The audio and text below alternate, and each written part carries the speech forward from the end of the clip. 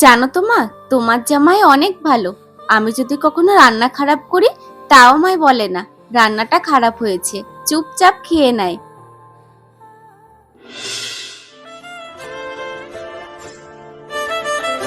কি গো, চলে যাচ্ছ? টিফিনটা নিয়ে যাও। টিফিন টিফিন লাগবে না। তুমি যা রান্না করো ও মুখে তোলা যায় না। তোমার টিফিন তুমিই খাও।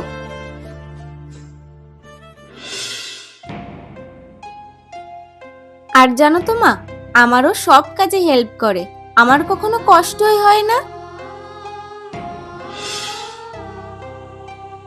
শোনো না, তরকারিটা একটু নাড়বে গো, আমি জামা কাপড়টা মেলেই আসছি। আরে দেখো, ওসব আমি পারবো না। আমি এখন বেরোচ্ছি। আর নিজের কাজ নিজেই করতে শেখো।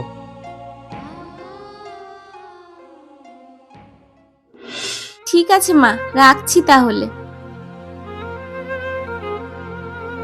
কি গো, একটু শোনো। আচ্ছা, তুমি তোমার মাকে ওইভাবে মিথ্যা কথাগুলো কেন বললে? আমি তো তোমার কোনো কাজই হেল্প করি না। বরঞ্চ রান্না খারাপ হলে তোমাকে দুটো কথাও শোনাই। কখনো বলি না তো রান্নাটা ভালো হয়েছে। কেন মিথ্যে বললাম জানো?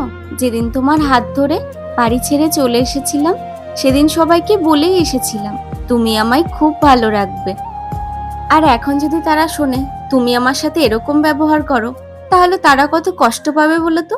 এর জন্যই মিথ্যে বললাম।